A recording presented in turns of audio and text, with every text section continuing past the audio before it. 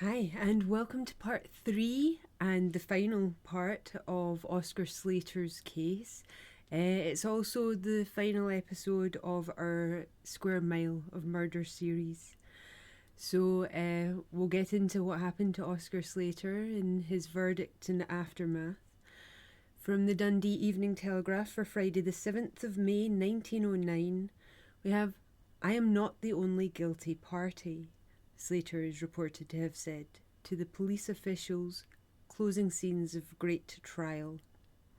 The Glasgow Herald this morning says, "It has been ascertained from a source upon which we can place the utmost reliance that soon after he was taken into the cells below the court, Slater, who was labouring under great agitation, made a significant and startling statement. Speaking to the officials who had him in custody, he said, 'See here, I am not the only guilty party. When I am dead, another will be found guilty.'" The final scene.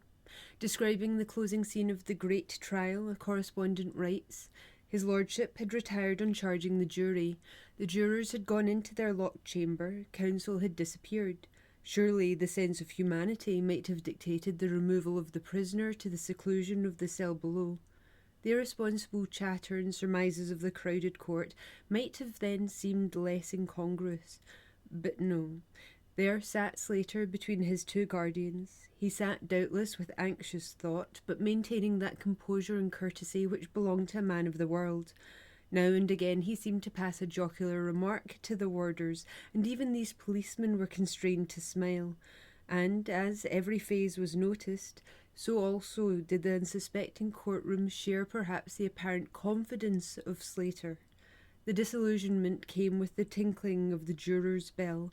The 15 men, silently and gloomily, resumed their places in court. Verdict was written in their faces. The verdict was guilty. People seemed to search for a way out from the mental impasse and consternation created. Though returned by a majority, the verdict could only be translated in the one way. That only way had its prescribed form of translation, and again the sense of humanity seemed to be cruelly outraged by procedure. The doomed man had risen to his feet. In broken tones he addressed, "My lord," and added something which was inaudible. In kindly tone, Lord Guthrie asked Slater to sit down just now. With alacrity he obeyed. The painful result of his brilliant forensic skill had been too much for the Lord Advocate. He had left the court, and it fell to his deputy, Mr. Morrison, K.C., to move for sentence. The death sentence. There ensued a period so agonising and painful in suspense as unnerved the spectators. Lord Guthrie, with flushed face and downcast eyes, was deeply moved and appeared in the attitude of prayer. The hush over the court was profound. There were deep escaping sighs, the occasional sob, the feeling of emotion taking the shape of nervous physical tremor. A moving spectacle was being enacted in the well of the court. The clerks of justiciary, with flushed faces and palsied fingers, wrote with seemingly unconscionable delay the record of the jury and the death sentence. Counsel appeared to be in distress. The jurors hung their heads. In the dock crouched Slater. His fine physique had been a remarked-on feature. Those broad shoulders seemed now perceptibly to shrink and sink almost below the level of the seat.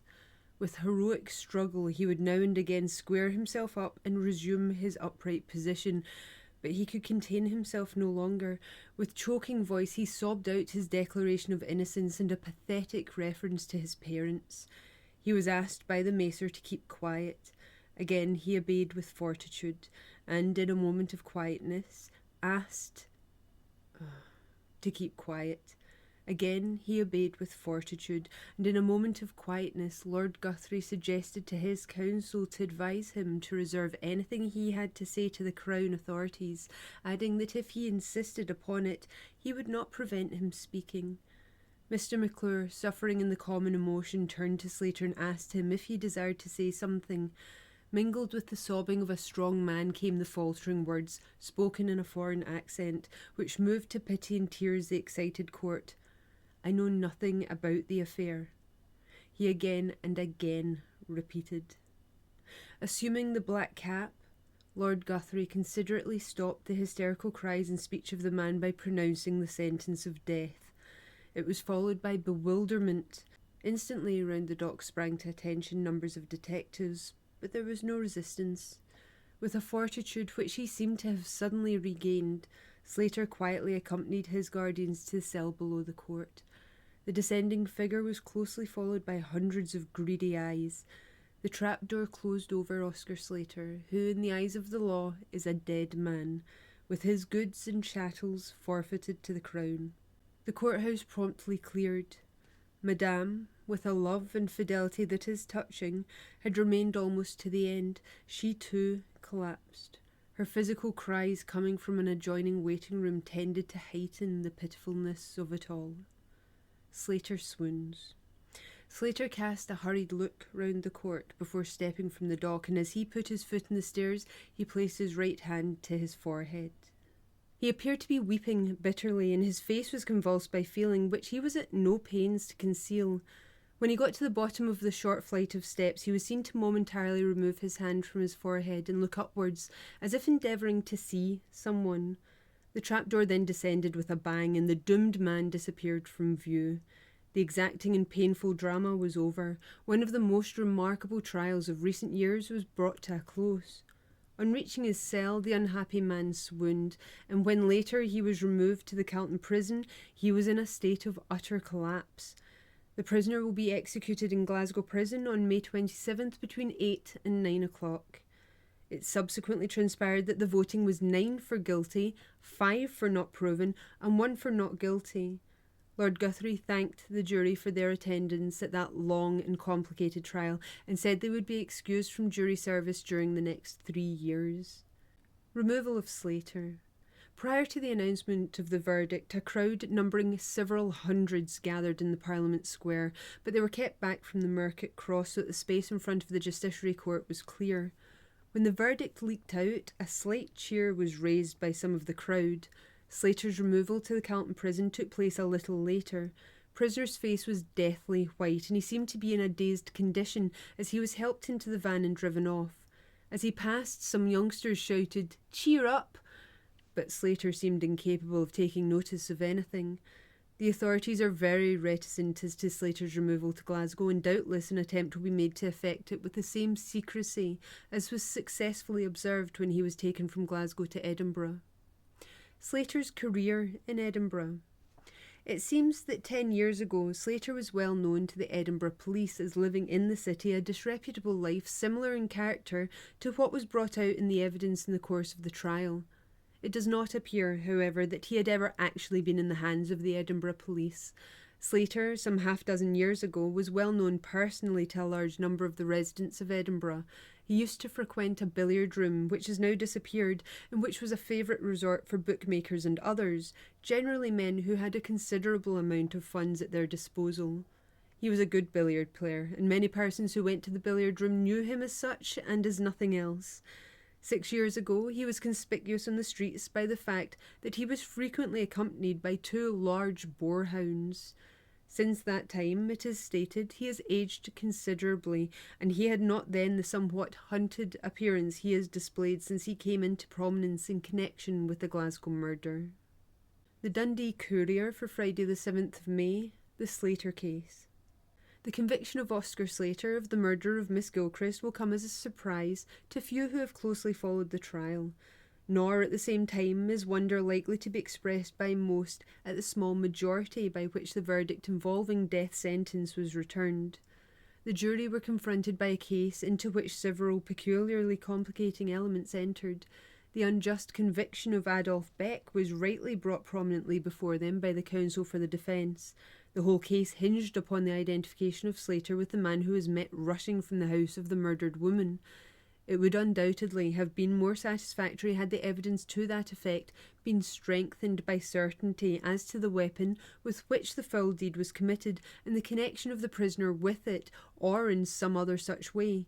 Had Slater been a man of less unusual type of feature, he would probably have been given the benefit of the doubt and been a free man today. His peculiarly arched nose, however, proved his undoing.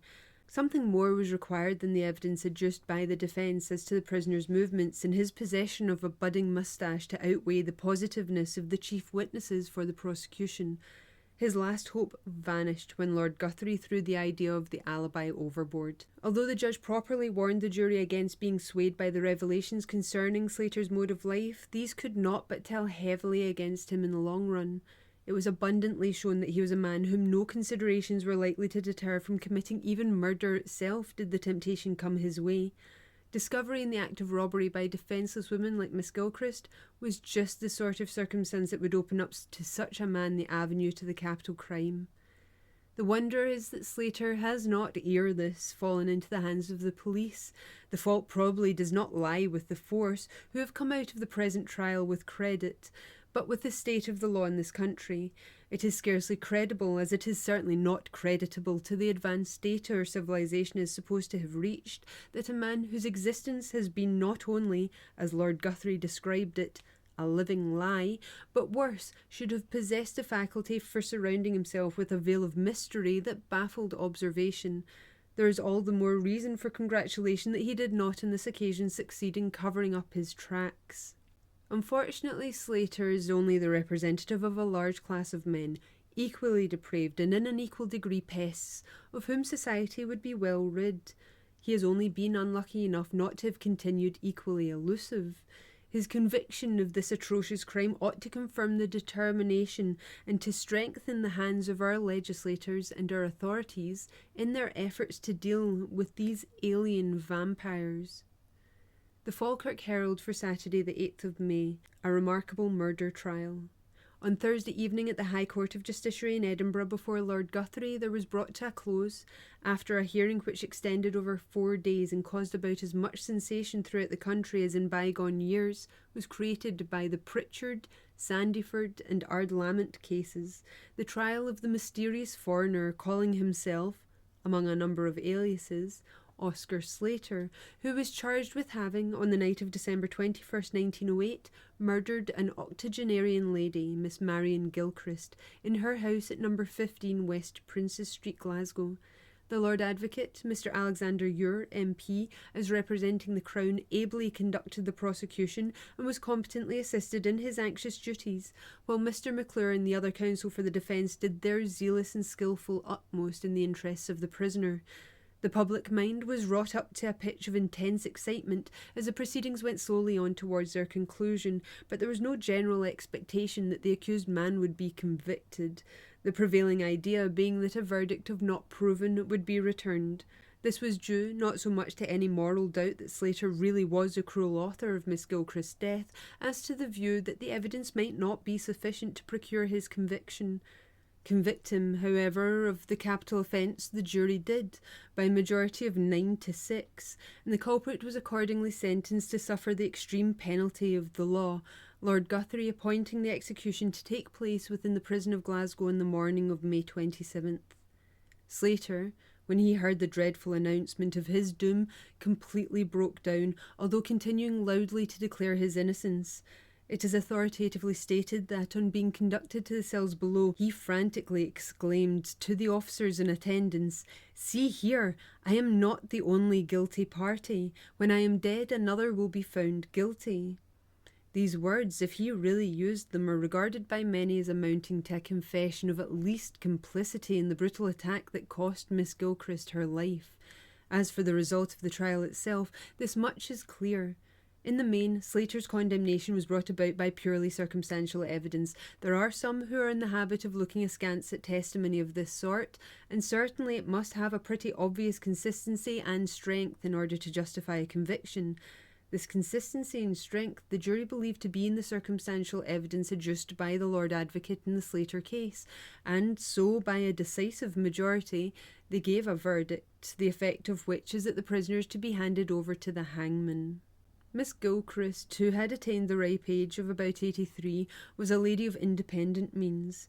She resided in a comfortable flat in the west end of Glasgow, quite near the busy thoroughfare of St George's Road.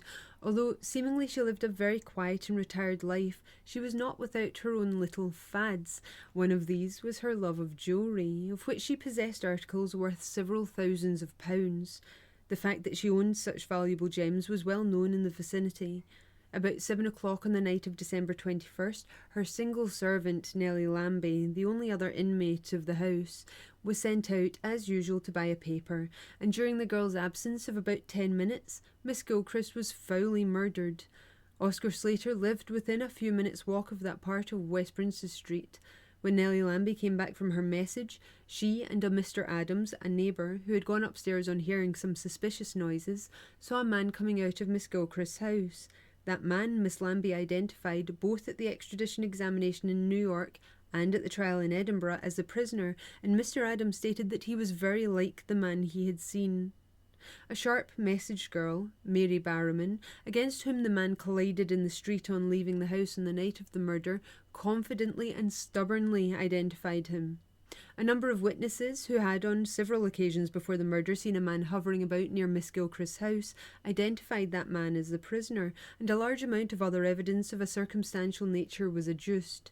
The theory of the Lord Advocate was that Slater haunted West Princes Street in order to become acquainted with the habits of the Gilchrist household, that he knew Miss Gilchrist owned valuable jewellery, and that he murdered the old lady in a deliberately planned attempt to rob her of it.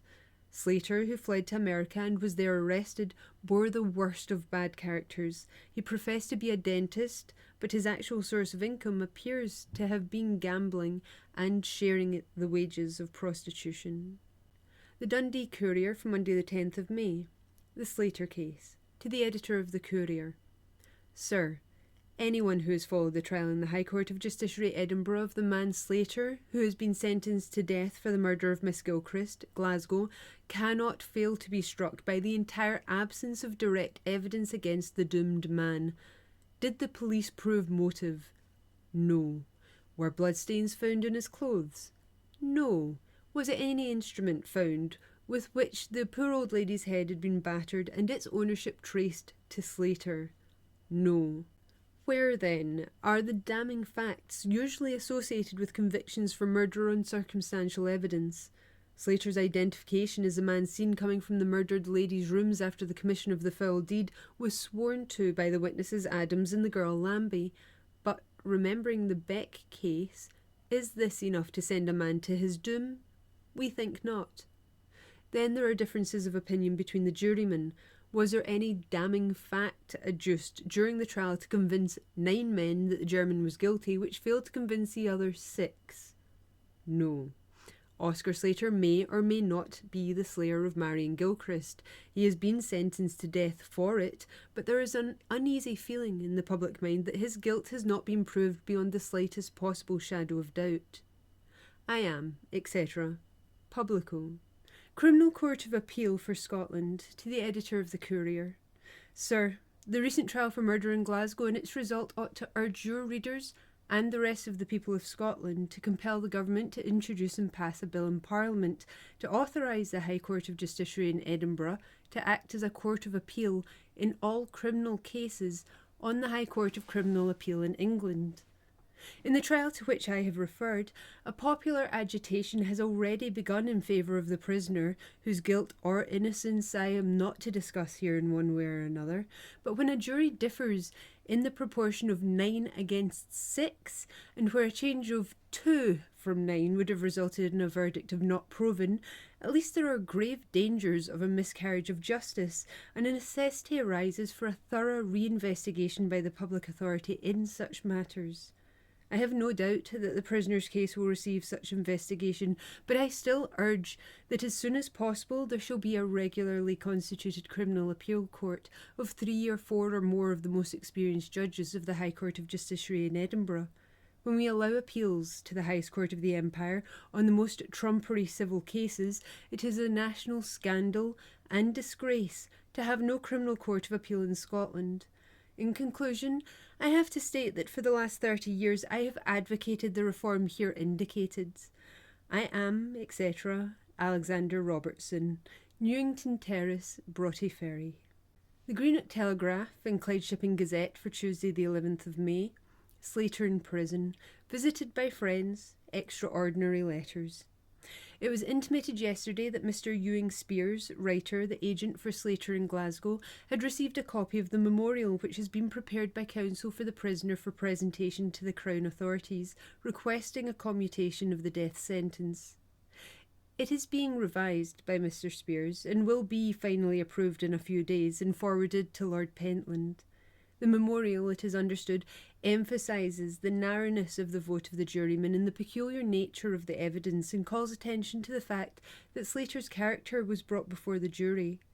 A large number of letters have been received by Mr. Spears, requesting him to prepare a public petition for a reprieve.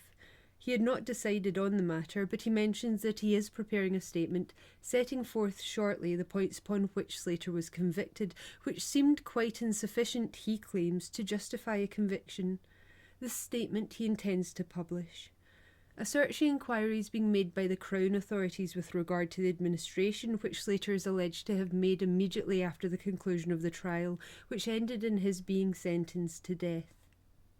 Extraordinary letters. It is stated on the best authority that the Governor of Duke Street Prison has received 2 strange letters in connection with the case of Oscar Slater, the man under sentence of death, in respect of the murder of Miss Gilchrist in her flat in Glasgow. One of the letters is from a man who claims to know the murderer and his accomplice, and actually gives the names of the individuals whom he accuses. As this letter is signed, the task of determining its import should not be difficult. The other is of a different nature and of a kind not unknown in connection with previous murders. It is anonymous and purports to be from the actual murderer, who, though he does not disclose his identity, gives in minutiae the supposed doings on the day of the murder. Both of these extraordinary epistles have been handed over to Mr. Ewing Spears, Slater's agent during his trial. Slater visited by friends. Slater, the condemned man, was visited in prison yesterday afternoon by a party of 3 friends, consisting of Madame Antoine, who lived with him at 69 St. George's Road, Glasgow, her sister, and a man who gave the name of Rogers. They travelled from Edinburgh by the Caledonian Railway, arriving at the central station early in the afternoon. They were to have been met by the Reverend Mr. Phillips, the Jewish pastor, but owing to some misunderstanding, that gentleman had gone on to Queen Street Station, and it was not until the party had engaged a taxicab and visited his residence that they met him. Arrangements for a visit to the prisoner were speedily concluded, and the party of 4 lost no further time in proceeding to Duke Street. Madame Antoine was dressed in a grey costume with a large fur boa. Her sister was attired in widow's mourning. Rogers stated that he has known Slater for some time and that he wished to converse with him before leaving for America on an early date. At the prison, the meeting of Slater with his friends was carried out under conditions in keeping with the kind treatment extended towards him by the prison officials. The interview took place not in the cell customarily reserved for such meetings, but in the apartment set aside for law agents in their consultation with clients who are awaiting trial. To an onlooker, the brief meeting, possibly the last, between Slater and his former associate was touching in the extreme. Both struggled bravely to preserve a cheerful exterior, and it was not until after the final farewell, more tender than allowed by strict prison regulation, that their emotion broke its bounds. Madame Antoine was led gently away, weeping bitterly, leaving behind her an equally grief-stricken figure. Today, it is stated, Madame departs for France to return to her own people, who are said to be a highly respectable family. Appeals in Slater's favour. The Reverend Mr. Phillips continues to express without qualification his emphatic belief that there has been a miscarriage of justice. He stated yesterday to a press representative that he has perhaps known more of Slater's inmost soul in his past life than anyone who has come in contact with him since his arrest. Slater admits fully and freely that he has led an evil life, yet he denies absolutely that he went the length of murder. His reiteration of his innocence is unshaken, and Mr. Phillips is convinced that the statement alleged to have been made by Slater immediately after the sentence was pronounced has been grievously misconstrued.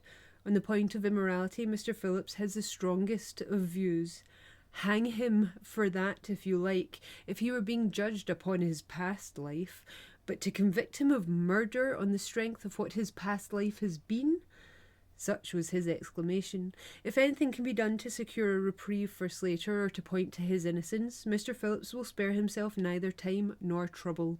He is indeed highly hopeful that the death sentence will be commuted to one of penal servitude, although Slater is willing to die rather than be incarcerated for the whole of his life.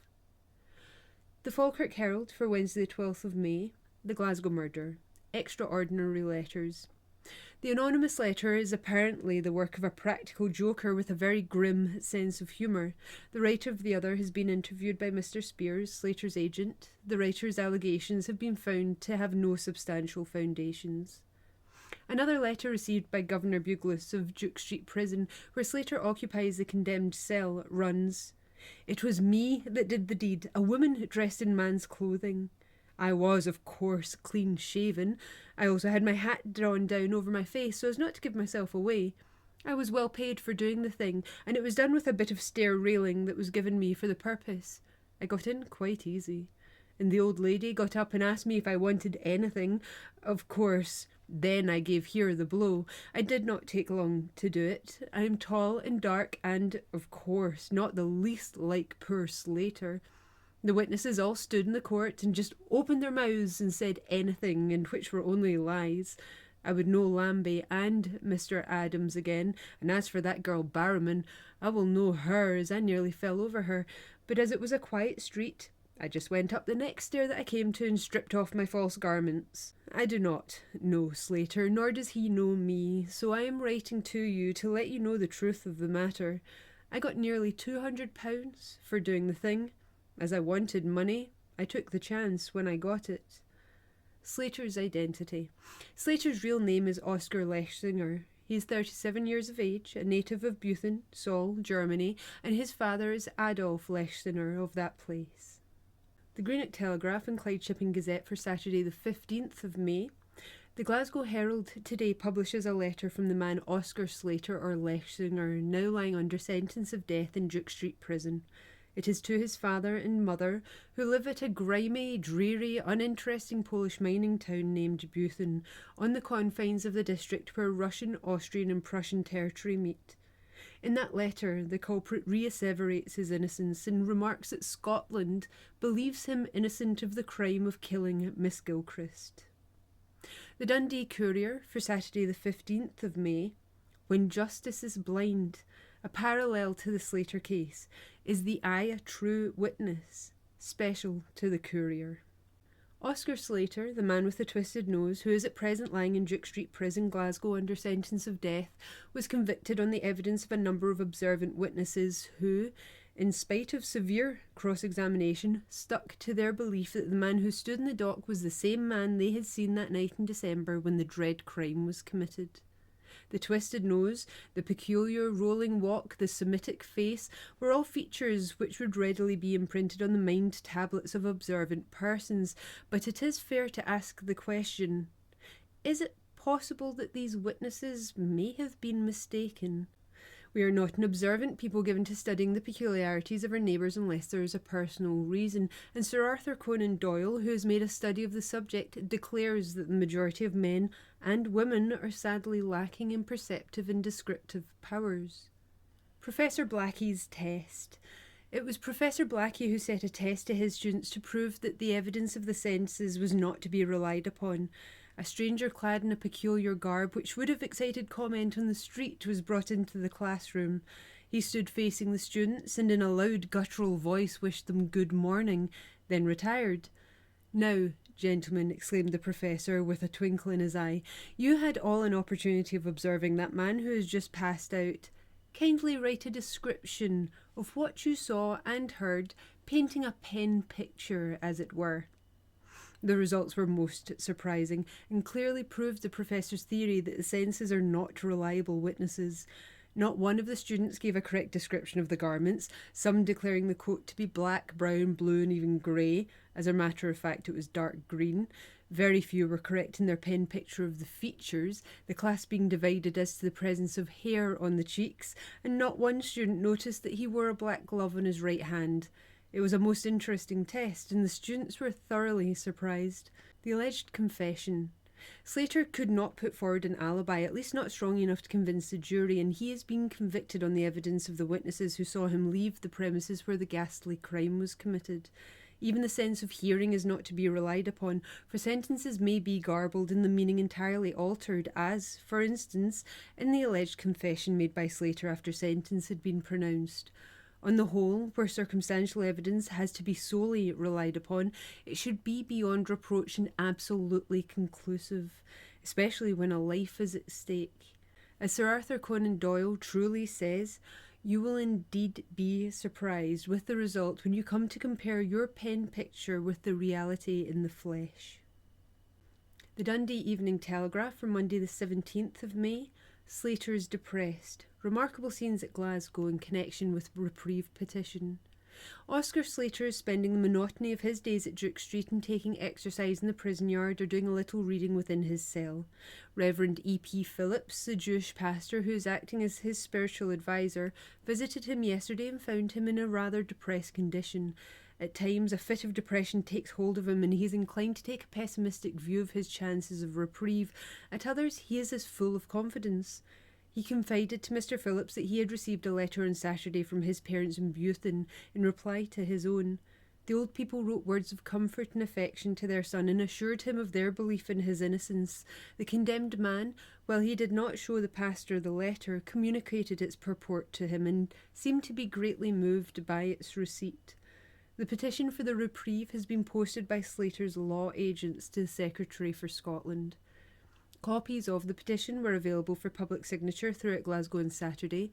One man who had taken up a position in Gordon Street with a table and writing material came in for rough handling in the evening. He was surrounded by a crowd of people who evidently viewed the petition with disfavour. In the course of the hostile demonstration, the table was smashed in splinters, while the owner complained to the police that 2 of his sheets were missing. In George Square, a petition was also being displayed, and the man in charge complained also of the hostile attitude of the crowd. A young lad upsetting the ink bottle on the petition. In East Clyde Street, with its mixed Saturday night population, the petition received a more favourable consideration, the signatories being mostly people of foreign appearance. Yesterday in the Salt Market, copies of the petition received the signatures of a good number of young people. The Greenock Telegraph and Clyde Shipping Gazette for Friday the 21st of May, 1909. Oscar Slater, May 20th, 1909. Sir, let me answer the main question put by Vox Populi Vox Dei, a high-sounding, abominably blasphemous pseudonym in my opinion. No, Slater has not yet got his due, but he will get it shortly, after the stroke of 8 in the morning of Thursday, May 27th, when he is hanged by the neck until he is dead. All this mawkish sentiment about the wretch is sickening, as a symptom of the cowardly flubbiness that nowadays has seized a section of our people. It is positively alarming. For my part, I disapprove altogether of the death penalty, but while it is the law of the land, the law should run its course in appropriate cases. If ever there was a case for hanging, this is one. Since Slater did commit that ferocious atrocity, as he has been proved to have done by circumstantial evidence, the strongest, best, and most irrefutable of all evidence, why cannot he be left in peace to face the music and let himself be hanged like a man? I am yours, etc. Z. The Airdrie and Coatbridge Advertiser for Saturday the 22nd of May. It is stated that the public petition for the reprieve of Oscar Slater has been signed by 25,000 persons. The Greenock Telegraph and Clyde Shipping Gazette for Saturday the 22nd of May. Oscar Slater, Greenock, 21st of May 1900. Sir, your correspondent Z seems to be a linguist. When he is able to translate this pseudonym, as he calls it, the Vox Populi Vox Dei, it is indeed a great relief to me to know that we have such men as your correspondent Z, who are able at a glance to detect the difference between an abominably blasphemous pseudonym and a reverential one. I would like to inform Z that the precise date of execution is well known by everyone. In his remarks, he informs us that the circumstantial evidence is the most irrefutable of all evidence. If that is so, then I say we must all be careful, in case we got imprisoned on circumstantial evidence given by our enemies. Let Z be rational and illustrate to himself the following. Slater is condemned to die in the morning of the 27th of May, providing a reprieve is not forthcoming. According to the evidence given at the trial, it was made clear that Slater did not live a valuable life. Then is it not terrible to think that this man will be hurled into eternity without the chance of repenting for his past sins? If Zed will meditate over the following, written by Lord Beaconsfield: "Mercy is due unto the greatest sinner. You'll find forgiveness sweet and always winner." Think in the old proverb, "Quae nimium probat nihil probat." He who proves too much proves nothing. Yours, etc. Vox Populi, Vox Dei. Dundee Evening Telegraph for Tuesday the 25th of May. Oscar Slater petition, no interference, is reported to be Secretary for Scotland's decision. The Secretary for Scotland is reported to have written to the authorities in Glasgow intimating that His Majesty saw no reason for interfering with the decision in the case of Oscar Slater, now lying in Duke Street Prison under sentence of death for the murder of Miss Marion Gilchrist in her house in West Princes Street, Glasgow, in December last.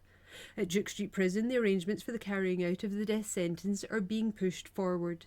Slater, it may be recalled, was arrested on board the Cunard liner Lusitania at New York and was extradited for trial in this country. Lord Guthrie in the High Court of Justiciary 3 weeks ago sentenced the accused to death, the verdict of the jury being 9 for guilty, 5 for not proved and 1 for not guilty.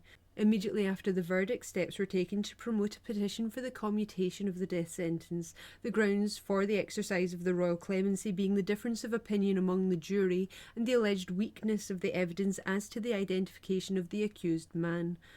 Something like 20,000 signatures were secured in support of the appeal for a reprieve, but in view of the strong summing up of Lord Guthrie, it was scarcely to be expected that any appeal, no matter how many names might be appended to it, could influence the responsible Minister of the Crown, whose duty it is to advise His Majesty as to the proper course to follow in the terrible alternative of life or death. Oscar Slater, therefore, will meet his doom on Thursday morning. It had been hoped by the Jewish community that the execution, if it were finally ordained it should take place, should be delayed for a day so that it should not happen during the Pentecostal feast, one of the most solemn festivals in the Jewish year. But as already indicated, the responsible advisers of the king have not seen any reason for interfering with the course of justice, and there will, therefore, be not even a day's respite. Baillie James Henderson, who, with Baillie Thomas Paxton, had the duty according to statute of being present at the execution, has intimated that he cannot face the ordeal and has asked to be excused. This request will be considered at a special meeting of the magistrates today. The Greenock Telegraph and Clyde Shipping Gazette for Wednesday the 26th of May. Slater respited. Penal servitude for life. The sentence of death passed upon Oscar Slater for the murder of Miss Marion Gilchrist in her home, West Princes Street, Glasgow, on December 21st last, has been commuted to penal servitude for life. Slater was indicted before Lord Guthrie at the High Court, Edinburgh, on May 3rd, and after a trial extending over 4 days, the jury, by a majority of 9 to 6, returned a verdict of guilty. A memorial prepared by his counsel and law agents and a petition signed by about 20,000 persons were forwarded to the Secretary for Scotland, praying for a commutation of the death sentence. The decision of the Secretary for Scotland was officially communicated last night as follows. The convict, Oscar Slater, now lying under sentence of death in Duke Street Prison, Glasgow, has been reprieved. The Secretary for Scotland having advised His Majesty to commute the capital sentence to one of penal servitude for life. The following telegram to Lord Provost McInnes Shaw was received at the City Chambers shortly before 7 o'clock. To the Lord Provost of Glasgow, City Chambers, Glasgow. Case of Oscar Slater. Execution of sentence of death is respited until further signification of His Majesty's pleasure. Under Secretary for Scotland. A telegram intimating the decision was also received by Mr. Buglas, Governor of Duke Street Prison. The Lord Provost, who had gone in the afternoon to Edinburgh, where he had an official engagement in the evening, was informed by telephone of the purport of the telegram addressed to him, and he decided to return to the city. Meantime, Mr. Buglas conveyed to Slater, who had been in a somewhat depressed condition, the news of his reprieve. The prisoner's manner at once became intensely anxious and pathetic. Holding forth his hands, he cried, "Am I to be hanged?" The Governor informed him that the Secretary for Scotland had sent instructions for the respite of the death sentence till further signification of the pleasure of His Majesty the King. Failing to understand clearly the meaning of the word respite, Slater stared for a second in wonderment, and then asked if that meant penal servitude for life. The meaning of the message was more fully explained to mean that the execution would not meantime be carried out, but that as to the alternative, further explanation would be given him later. Slater stammered out some expressions of gratitude, and Mr. Buglas and Dr. Devon left him sobbing deeply. Accompanied by Mr. Miles, town clerk, and attended by Mr. Anderson, the council officer, the Lord Provost reached the city shortly before 10 o'clock. He was met on the platform at the central station by Bailey Shaw Maxwell, the senior magistrate, and Mr. John S. Samuel, and the party immediately proceeded to the prison. They were received by Mr. Buglas, who conducted them to the cell occupied by Slater. The Lord Provost read to the prisoner the terms of the message from the Secretary for Scotland, and in reply to his question, Slater said that he fully understood its import. The interview lasted only a few minutes. Decision by 3 ministers. A London correspondent writes, in view of the extraordinary amount of controversy that has been excited by the news that the Secretary for Scotland has reprieved Slater, it may be stated that Lord Pentland referred the case to the Lord Chancellor for advice, and that then the Lord Chancellor desired that Mr. Haldane's opinion should be taken. Both the Lord Chancellor and Mr. Haldane agreed that the amount of prejudice which there was in the rumours about the case and about the past of the prisoner rendered the evidence of identification, which at the best was somewhat slender, not sufficiently reliable to justify the Crown in letting the verdict of the jury carry its complete consequences. The responsibility for the decision is thus shared by the Lord Chancellor, the Minister for War, and the Secretary for Scotland, and it is desired that this fact should be known. It is understood that Lord Guthrie gave assistance in the examination of the evidence and that he concurs in what has been done. The Musselburgh News for Friday the 28th of May. The Grand Historical Galleries, Waxwork in Museum, Southbridge, Edinburgh, one of the principal sights of the city. Portrait model of Oscar Slater has now been added to the collection. Open from 10 a.m. till 10 p.m. Admission to the whole establishment, threepence. The Midlothian Journal, Friday the 28th of May 1909. Oscar Slater. A model of Oscar Slater has just been added to the up-to-date waxwork collection of Mr. MacLeod in the Southbridge, Edinburgh.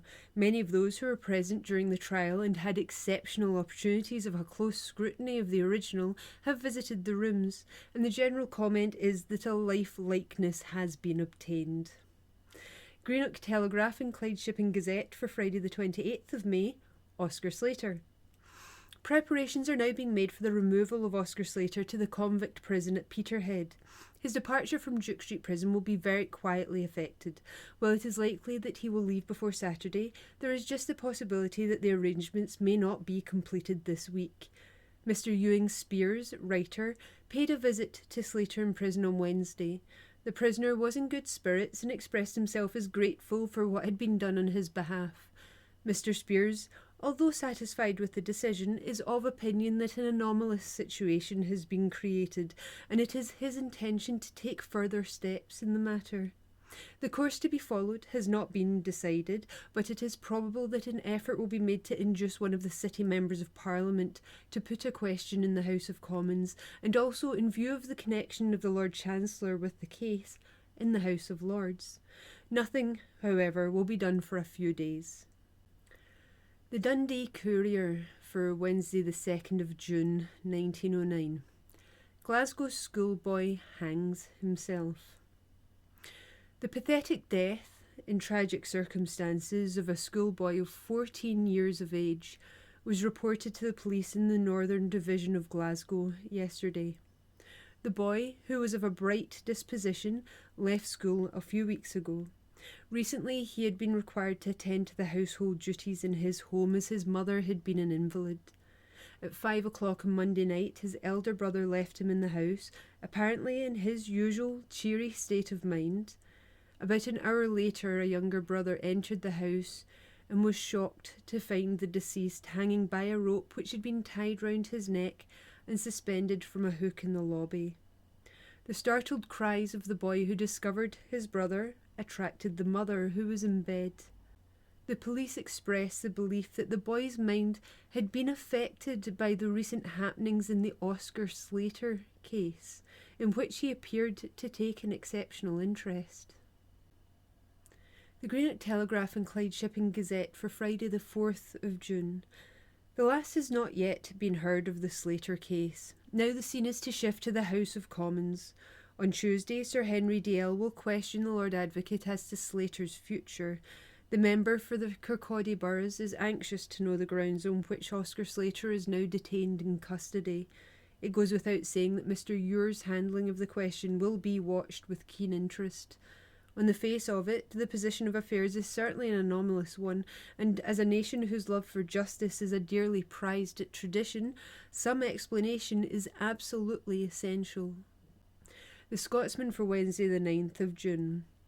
The Glasgow murder. Sir J.H.D.L., Kirkcaldy Boroughs, asked the Lord Advocate whether he would state the grounds on which he advised that the extreme penalty of the law should not be carried out in the case of Oscar Slater, convicted of murder and now detained in Glasgow prison, and on what grounds the said prisoner was now detained in custody. The Lord Advocate, Mr. Ure. The Lord Advocate does not advise the Crown in regard to the exercise of the prerogative of mercy, and it would be contrary to practice to state the grounds on which the prerogative of mercy is exercised in any particular case. Oscar Slater is detained in custody on the ground that he is being convicted of the crime of murder. Sir J.H.D.L.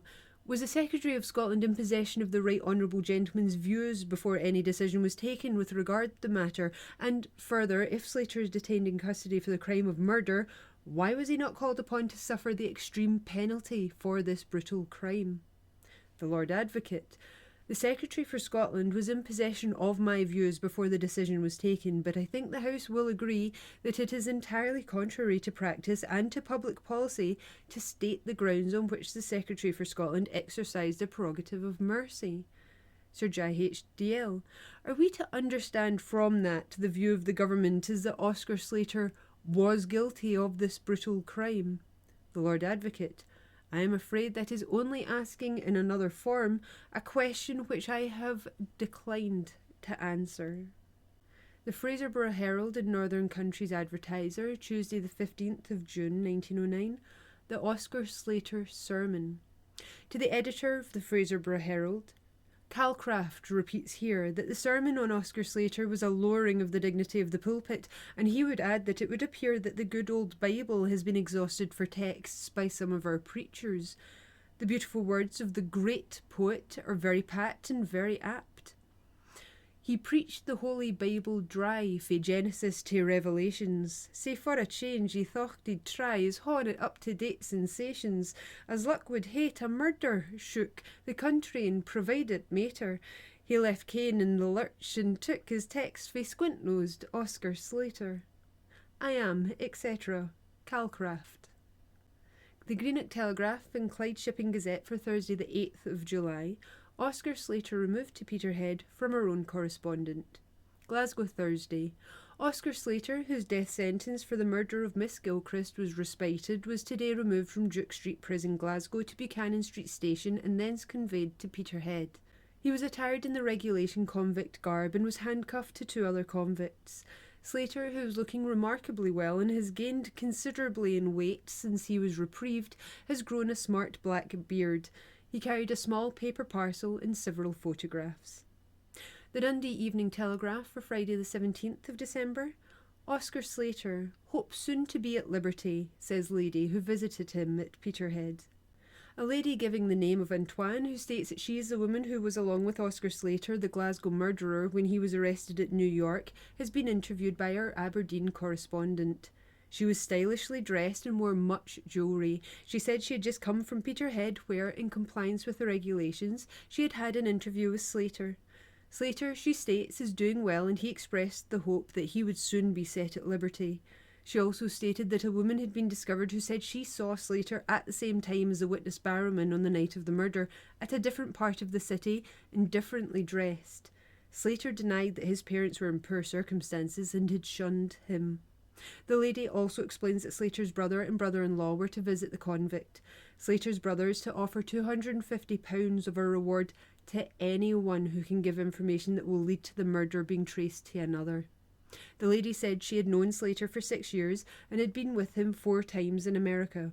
The reason he had changed his name repeatedly was because he was not on friendly terms with his wife and did not wish her to know of his whereabouts. The lady was staying at a leading Aberdeen hotel. The Dundee Courier for Monday the 28th of March 1910. Efforts will be made to secure release of Oscar Slater. It is stated that another movement is on foot in Glasgow and in Germany with the view to further steps being taken in connection with the sentence of penal servitude which Oscar Slater is at present undergoing at Peterhead as a result of his trial for the murder of Miss Gilchrist. The object which those interested in the movement have in view is the securing of such evidence as will lead to the conviction of some other person and the consequent release of Slater, who, since his conviction, has never ceased to protest his innocence and to express the belief that he had been unjustly convicted. This belief is shared by many of his friends, particularly in Germany, where a sum of about £200 has been raised to aid the prosecuting of further inquiries. Nothing definite as to procedure has yet been decided owing to certain difficulties having arisen. The Dundee Evening Telegraph for Tuesday 24th of January 1911. Oscar Slater's application. The Peterhead Convict Prison Visiting Committee paid a visit to the establishment and, as it was the occasion of the half-yearly court for dealing with any cases reported, there was a full attendance. An application came before the committee from Oscar Slater for a new trial. Slater, it will be remembered, was tried and sentenced to death more than a year ago for the murder of an old lady in the West End of Glasgow. The sentence was afterwards commuted to penal servitude for life. The committee have no power to order a new trial and could do nothing with the application. The Wishaw Press for Friday the 23rd of February 1912. Baptist Church Gospel Tea Meeting. Last Sunday, Mr. MacLeod of the Prison Aid Society delighted the large audience as he related some of his interesting experiences of the prisoners. Mr. MacLeod is in possession of Oscar Slater's trousers with the bloodstains on them, collar, braces, scarf, socks, straw hat, photo frame, pencil, etc. A couple of solos were effectively sung by Mr. Lawson Jr. Mr. MacLeod addressed a crowded meeting at Waterloo PSA on Sunday when a large number inspected the belongings of Oscar Slater. The tea meeting will not be held tomorrow evening owing to the Mission Band soiree. We know Slater wasn't found in connection with anything, much less blood-spattered anything that connected him to the murder of Miss Marion Gilchrist. For the Dundee Courier for Wednesday the 21st of August 1912, plea for new trial of Oscar Slater, convicted of murder of Miss Gilchrist. Conan Doyle criticises police methods. A brochure from the pen of Sir Arthur Conan Doyle dealing with the case of Oscar Slater, condemned to death for the murder at Glasgow in 1909 and now in penal servitude, is published by Messrs Hodder and Stoughton. Price 6d. The crime was a particularly atrocious one. It consisted of the bludgeoning to death in her flat of an elderly lady of means, Miss Gilchrist, and the robbery of a small article of jewellery. Many circumstances helped to constitute the case one of the most remarkable in the records of criminology. In presenting the story of the crime, Sir Arthur Doyle, like Edgar Allan Poe in his narration of the murders in the Rue Merger, gives a simple digest of the facts and then proceeds to a careful analytical examination of the evidence.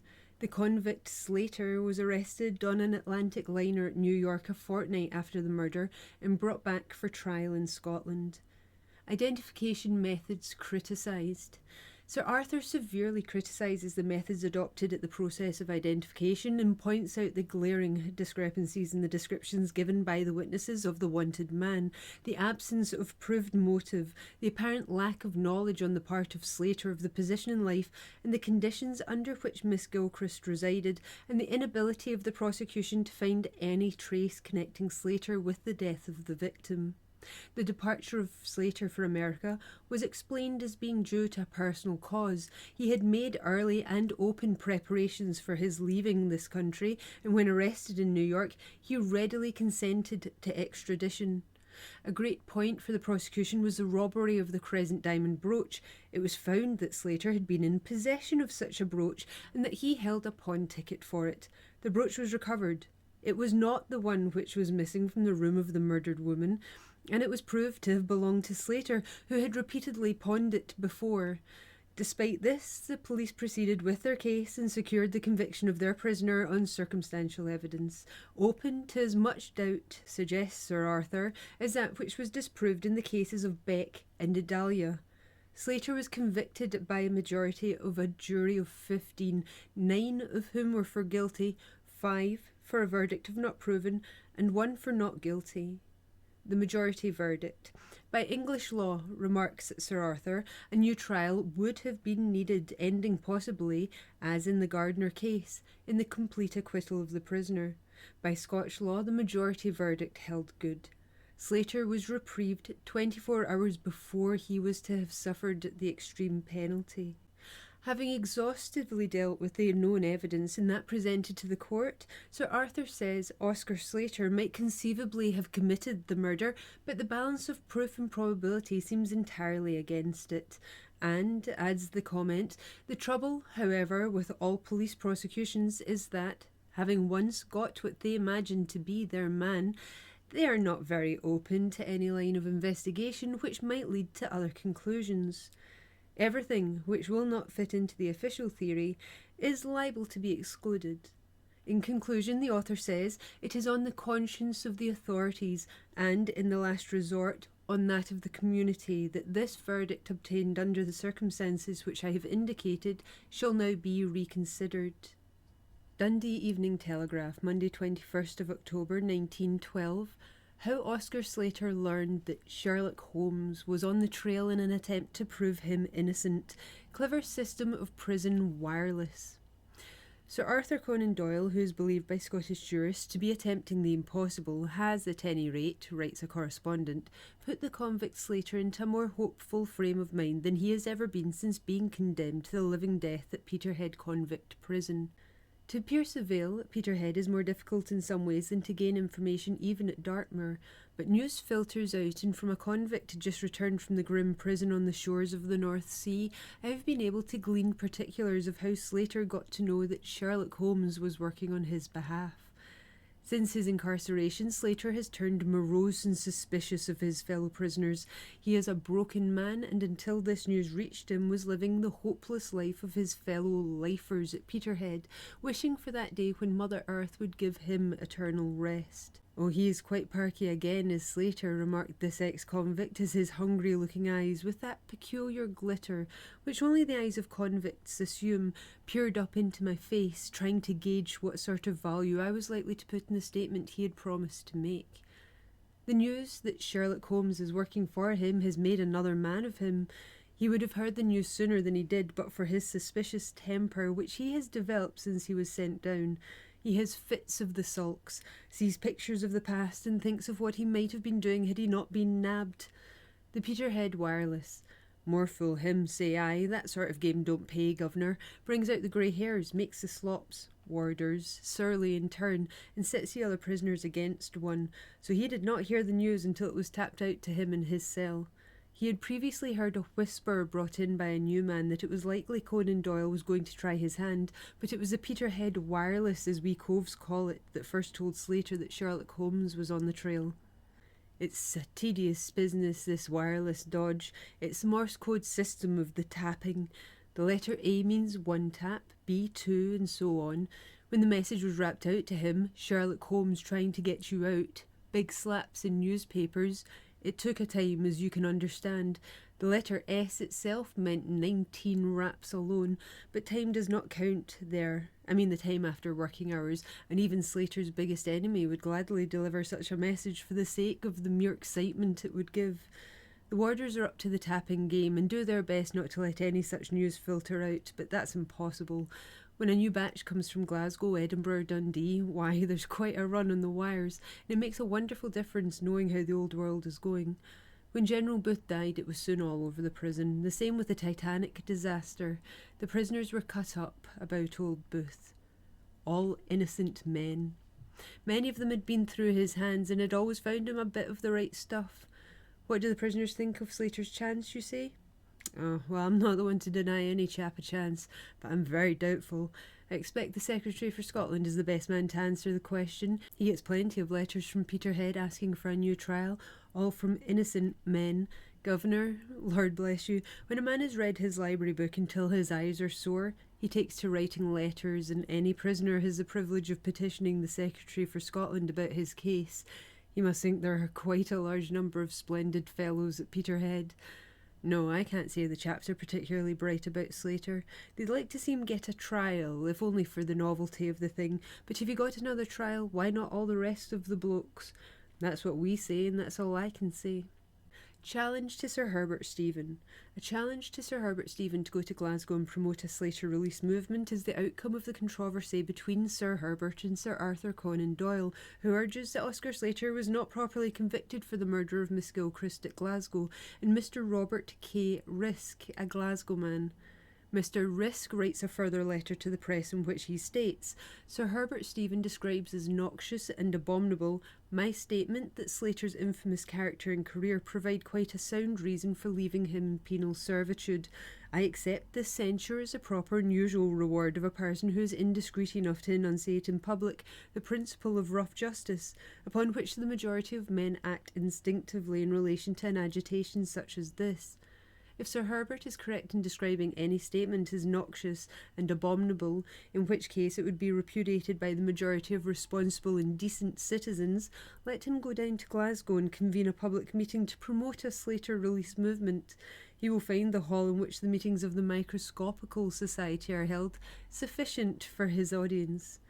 According to logic and abstract justice, Slater should either have been hanged, as the jury intended, or set free, as Sir Arthur proposes. He is alive and in penal servitude, an acceptable compromise which should not be disturbed. It is significant of the weakness of the case for the release that Sir Arthur and Sir Herbert appear to be more anxious to deal with the moral obliquity of a statement which they regard as irrelevant than to rebut the material points made in my letter. I contend that there is sound evidence of a confession of complicity made under stress of conviction and sentence. If that is so, why should any person seek to release Slater? Sir Arthur is entirely incredulous. Naturally, he must disbelieve a fact which knocks the bottom out of his case. The Aberdeen Press and Journal for Wednesday the 11th of December 1912, Oscar Slater's sentence, case not to be reopened. In the House of Commons yesterday afternoon, Mr. McKinnon Wood, replying to Mr. Marshall Hall, said that recent expressions of opinion of a varied character which had appeared in the public press and elsewhere with regard to the conviction of Oscar Slater in 1909 and the justice of the verdict had been brought to his notice. The case was considered with the greatest care, both at the time of the conviction and again recently. No new considerations, in his opinion, had emerged which would justify him in reopening the case. The Fife Free Press and Kirkcaldy Guardian for Saturday the 14th of December 1912. The agitation initiated by Sir Arthur Conan Doyle for a revisal of the sentence passed upon the convict Oscar Slater has had its day. The statement by the Home Secretary that the whole circumstances of the case had been fully gone into at the time, and that nothing has transpired since to lead the department to reopen the case, will probably be accepted by the general public as a wise decision. The Aberdeen Press and Journal for Tuesday the 18th of January 1927, Criminal Appeals. First cases to be heard in Scotland. The first cases under the Criminal Appeals Scotland Act 1926 came before the High Court of Justiciary in Edinburgh yesterday. The Daily Herald for Friday the 4th of November 1927, Conan Doyle's views from our special correspondent. I am able to throw new light on the much-discussed case of Oscar Slater as a result of conversations I have had with a highly placed Scottish official who has inside knowledge of the facts of the case. Slater is a Jew born in Germany, but he left that country in order to escape military service. This circumstance lends special significance to what the authority told me. Slater would have been released long ago, he said, as his life sentence term has expired, but the authorities did not know where to send him. The authorities are convinced that there is no need for either an inquiry or a fresh trial. a mystery. They are in agreement with the verdict reached in the original trial. They are not impressed by newspaper stunts. Slater is not British, and Germany disowns him. The man's nationality is a mystery. If it could be proved that he has a genuine domicile in any country and that no objection would be made to his repatriation there would not be much difficulty about his release. Slater is, so far as the authorities know, a man without a country, and his only home is Peterhead Prison, where he is cared for in the usual way. The circumstances of his detention are pathetic, but what else can the authorities do but keep him at Peterhead until a national home can be found for him? Perhaps the stunt merchants can solve this problem. No information. Sir Arthur Conan Doyle, who has made such strenuous efforts to secure Slater's release, ridicules the contention that the man has no home. His address in Germany is well known to the authorities, he said to the Daily Herald last night. The last thing the poor man did before he went to America in December 1908 was to send £5 to his aged father in Germany. Oscar Slater was found guilty in May 1909 at the High Court at Edinburgh by a majority verdict on a charge of murdering an aged single woman of means named Marion Gilchrist. 9 members of the jury decided that he was guilty, 5 held that the case was not proven, 1 believed that he was not guilty. A reprieve was granted on the eve of the execution, following a petition which was signed by more than 20,000 people who regarded the evidence against him as inadequate. Sir Arthur Conan Doyle. Since then, he has been imprisoned in the convict jail at Peterhead, Aberdeenshire, despite many attempts made to secure a retrial. A commission inquired into the case about 14 years ago, but Sir Arthur Conan Doyle pointed out recently that, as the commissioners did not take evidence on oath and barred everything against the police, the commission was futile. The evidence given at the trial showed that Miss Gilchrist was murdered in her 7-roomed flat in Glasgow about 7 o'clock in the evening when her maidservant was out for an evening paper. A family named Adams, who lived in the flat below, heard the noise of the assault and of the stricken woman's falling body. When Lambie, the maid, returned, Adams went with her to the flat and unlocked the door. As they entered the hall, the murderer came quietly from a bedroom and, before Adams could decide on his action, bolted out of the house. Miss Gilchrist was found dead with her head battered in. The Scotsman for Friday the 11th of November 1927, Oscar Slater to be released, a controversial case. The Secretary of State for Scotland, Sir John Gilmour, yesterday announced in Parliament that he had authorised the release of Oscar Slater. Mr James Stewart, St Rollox, had a question on the paper for oral answer asking the Secretary of State if he was prepared to make a statement regarding the imprisonment of Oscar Slater, now undergoing a life sentence in Peterhead Prison. As he was not in his place at the time the question was called, it was passed over. Mr Ramsay MacDonald, who had been anxiously watching the clock and the doors, had a whispered consultation with the Secretary of State across the table, but no opportunity arose under parliamentary procedure of asking the question. During the afternoon, however, the Secretary of State, in accordance with custom, circulated a typewritten reply. It was in the following terms: Oscar Slater has now completed more than 18.5 years of his life sentence, and I have felt justified in deciding to authorise his release on licence as soon as suitable arrangements can be made. Agitation for release. Some time after the trial, doubts were raised in certain quarters of the justice of the verdict. In 1914, the late Mr David Cook, Glasgow, Slater's solicitor, submitted a statement to the Secretary for Scotland, Mr T Mackinnon Wood, containing information given by the late Detective Lieutenant Trench of the Glasgow Police. An inquiry was ordered and was held in private in Glasgow in April of that year by Sheriff Miller of Lanarkshire. About 30 witnesses, 6 of whom had not given evidence at the trial, were examined. These included Helen Lambie, Miss Gilchrist's maid. In July, a white paper was issued containing statements submitted at the inquiry, including those by Detective Trench. He criticised the evidence for the prosecution on a number of points and alleged that certain facts were made known to the Glasgow police in their investigations, which did not appear in the evidence at trial. No action was taken following this inquiry. Journalist's book. After the war years, the agitation for the release of Slater on account of the alleged unsatisfactory nature of the evidence with regard to identification and other matters, including the Brooch clue, was renewed. Sir Arthur Conan Doyle took a leading part, having published a book on the case in which he sought to show Slater's innocence. A few months ago, a Glasgow journalist, Mr. William Park, published a book called The Truth About Oscar Slater. In this book, Mr. Park alleged that Detective Trench's action in the 1914 inquiry led to his dismissal from the force.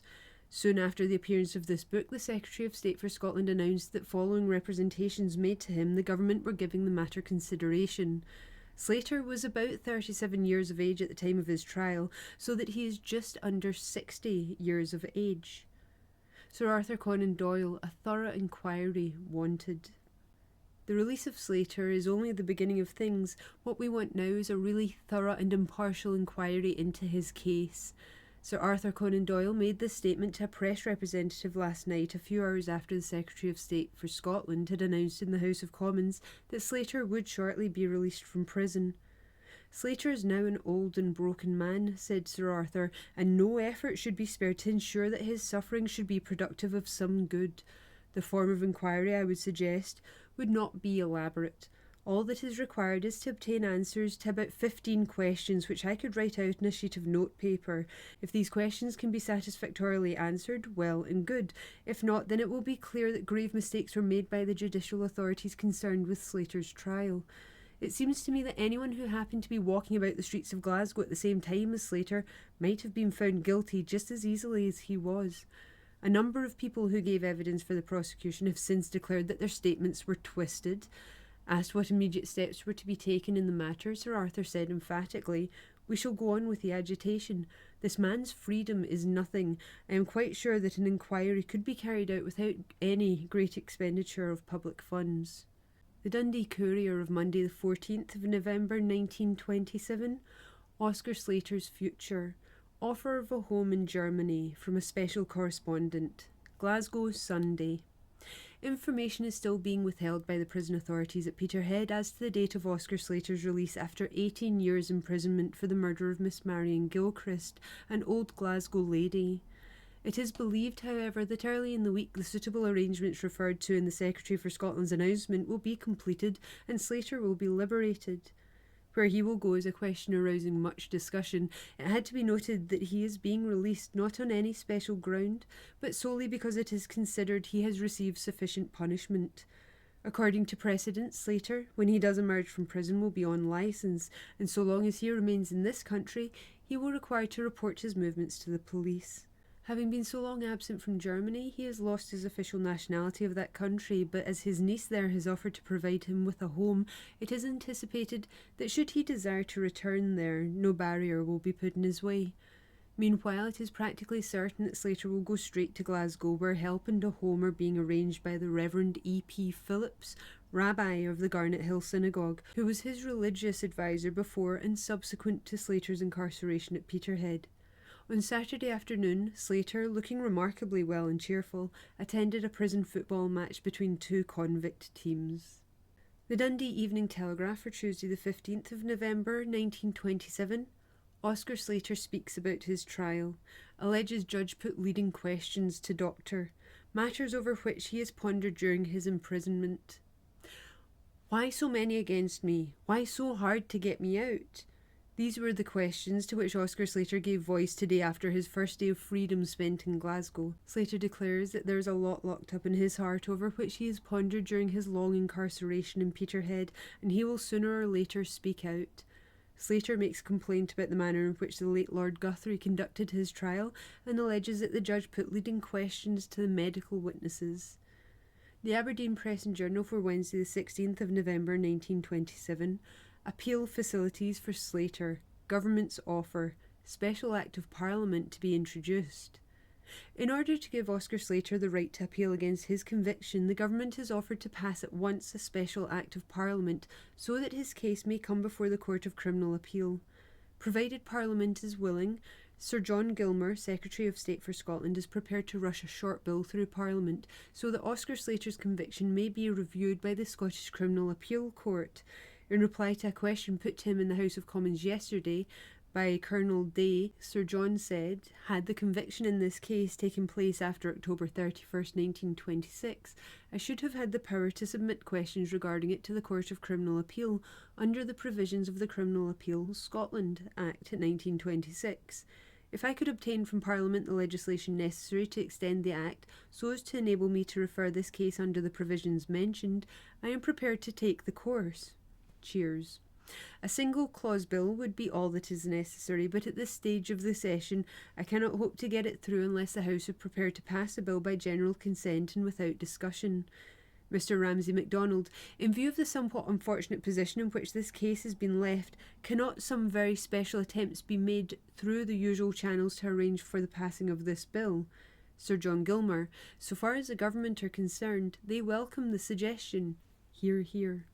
Sir John Gilmer's announcement that the government would welcome the opportunity to have a judicial inquiry was not entirely unexpected, as many Scottish and other members of the House of Commons had been making representations to ministers recently. The definite offer to have the inquiry to an early date, however, was a surprise. Once the bill has been passed, there will be no unnecessary delay in acting on it.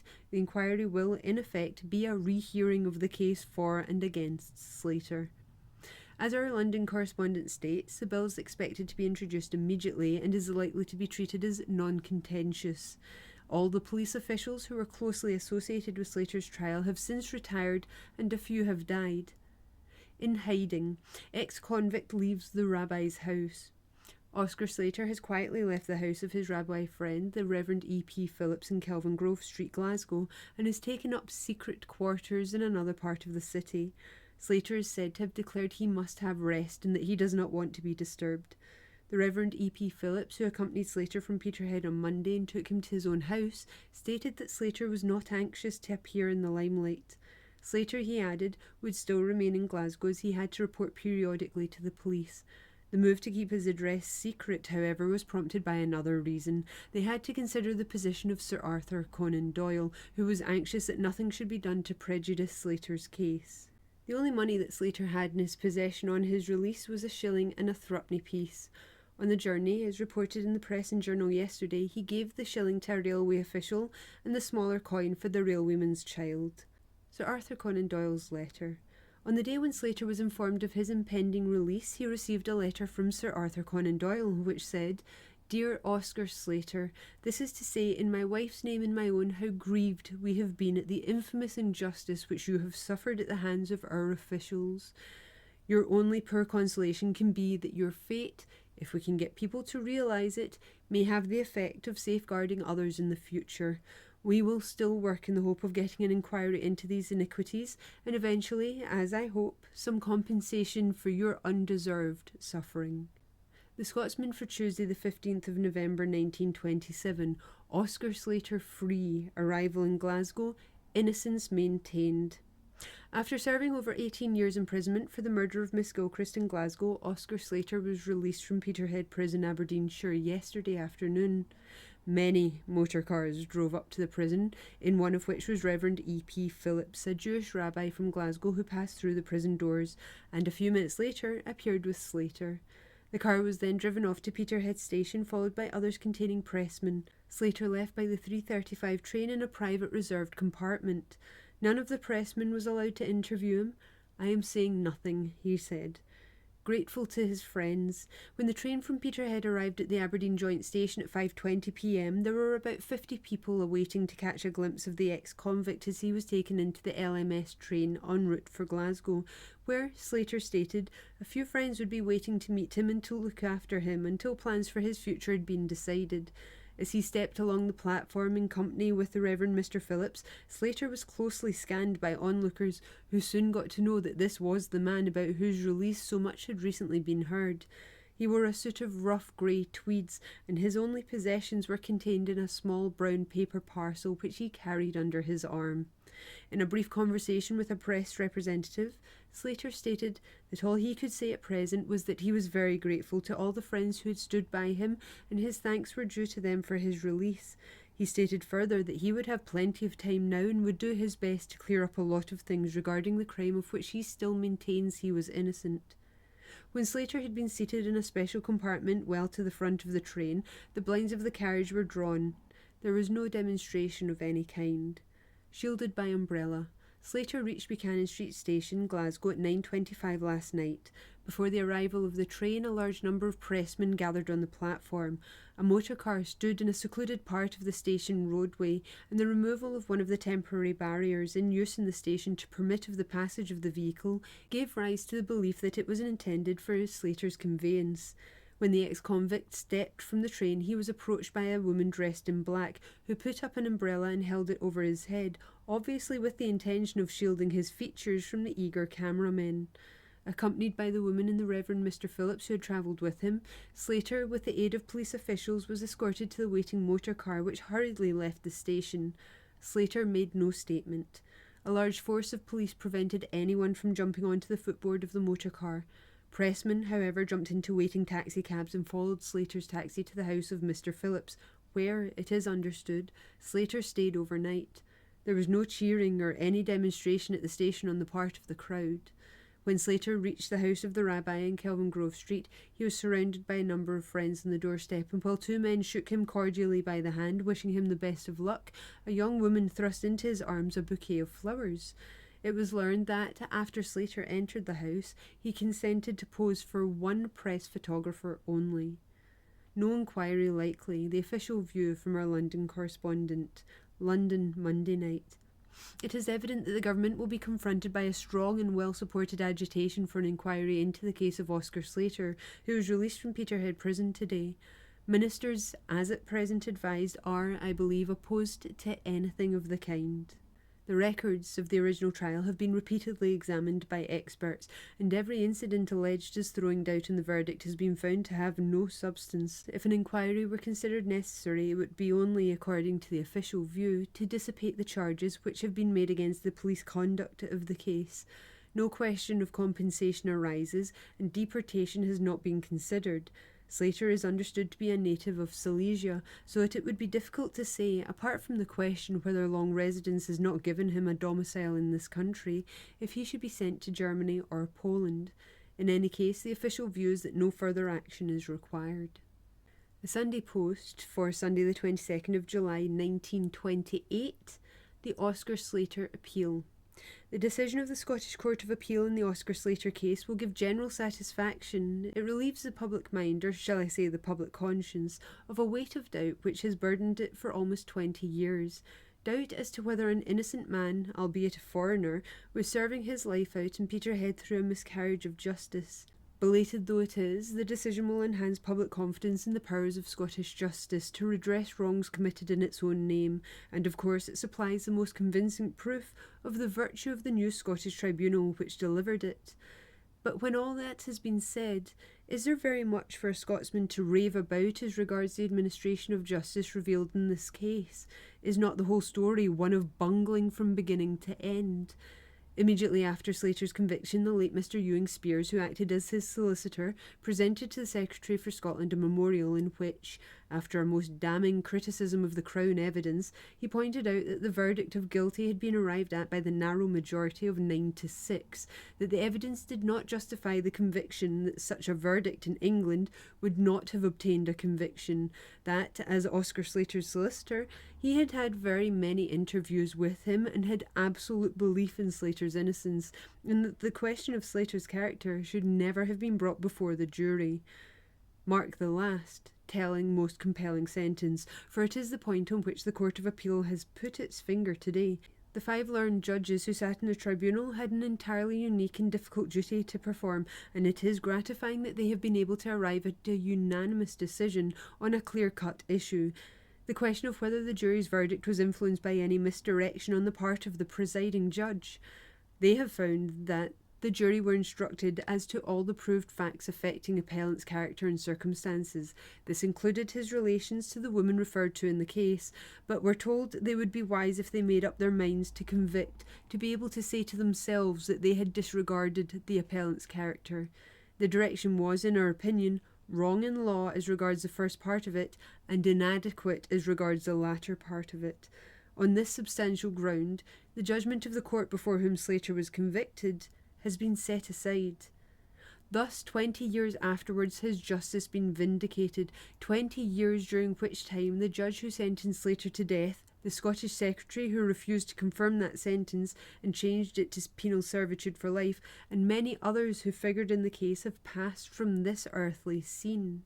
5 successive secretaries for Scotland occupied office and all refused to reopen the case, all except one, who did reopen it in some measure, but left it to a ridiculous secret tribunal in which witnesses were not even put on oath to tinker with it.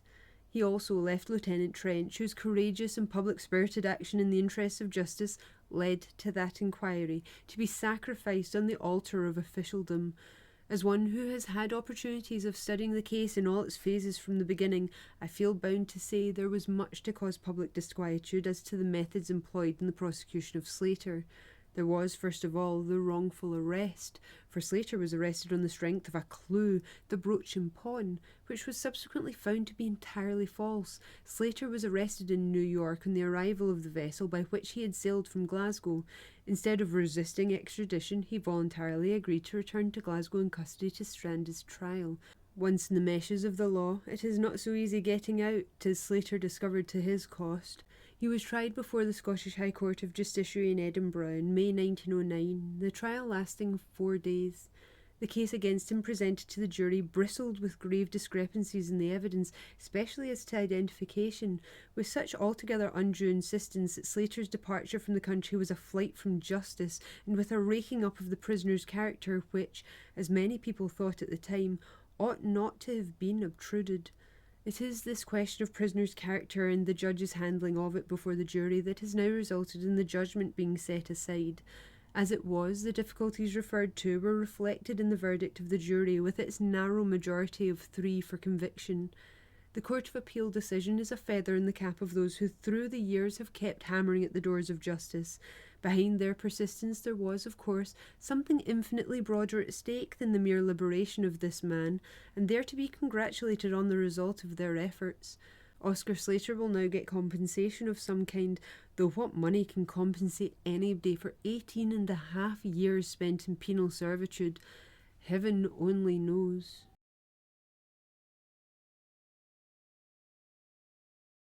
In 1908, Oscar Slater came to Glasgow and he rented a flat just behind me above the door of the bridal shop at the corner of Woodlands and St George's Road.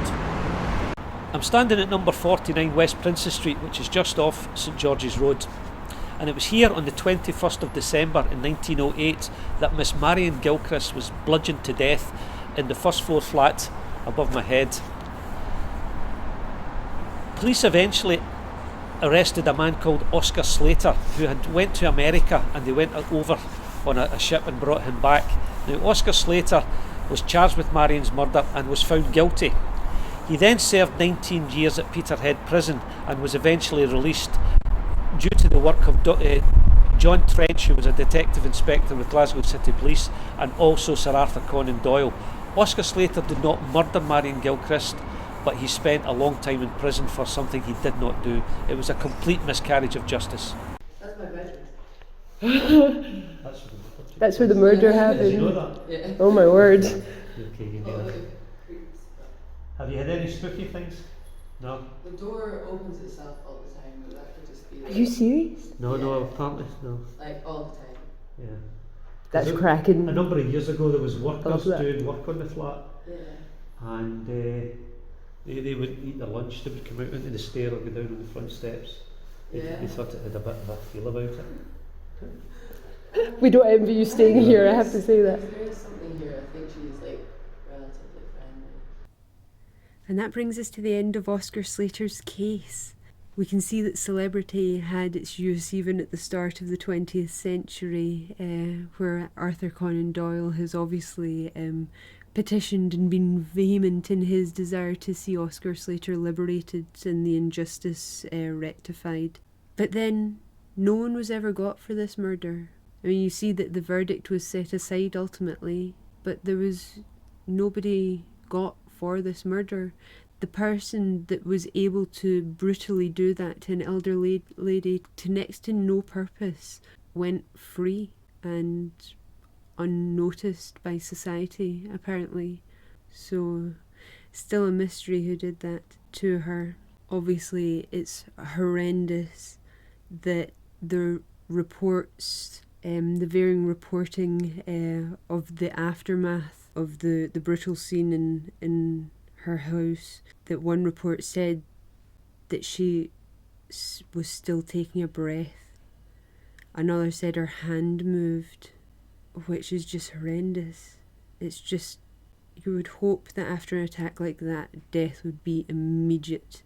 It seems that for Miss Gilchrist, she wasn't so lucky in that respect. What kept niggling at me throughout the research of this case was Helen Lambie. Helen Lambie seemed very keen to finger Oscar Slater. Not more keen than, say, Mary Barrowman, but there's something about Helen Lambie. We're told that the murder scene depicted a newspaper and her spectacles on the table, and that it looked as though she had got up to greet the person that had entered her house, maybe to find out who it was, and had been struck at that point and then murdered in the way she was. Now, if she has, on getting up, been murdered, that person had to get into the house. Now, it talks about there being levers inside the house to operate the closed doors. I believe that was by the front door that these levers were. So did she go to the front door, open the front door, go into the living room, sit down, and then stand up again when the person's come in? Or has Helen Lambie let someone in the house as she exited? Did she perhaps have a penchant for a particular Crescent diamond brooch that maybe a boyfriend was able to procure for her? It's someone that knew the household. The fact that jewellery wasn't stolen other than this apparent one brooch, that it was papers that the person seemed to be mostly after. Was that as a distraction? Was that to add mystery to the case? The fact that the papers were ruffled through but the jewellery was still all there except for one brooch? I don't know. But it seems to me possible that Nellie Lambie has let someone in as she's left, and that's given the murderer the time to do what he needed to. Because every other witness, as we're told, means that she can't have been away for more than 10 minutes. So every second counted to the perpetrator. So having an access to the house would certainly have made life a wee bit easier for them. It is still a mystery. We still don't know who killed Miss Gilchrist. So I hope that you have enjoyed this series. I have certainly enjoyed researching it and relating it for you. Alex has done a sterling job of the artwork, and Peter was very gracious with his time in coming out with us on location to do the end summations. So I'll post a video that's just his summations. It'll be a very short 10-minute video. I'll do that tomorrow. Thank you for joining me on this journey through Glasgow's square mile of murder. I hope that if you even knew about the cases previously, that maybe I've been able to supply you with extra additional details you weren't aware of, or maybe just completely change your mind on your ideas about the cases. So thank you so much again, and take care. Bye bye.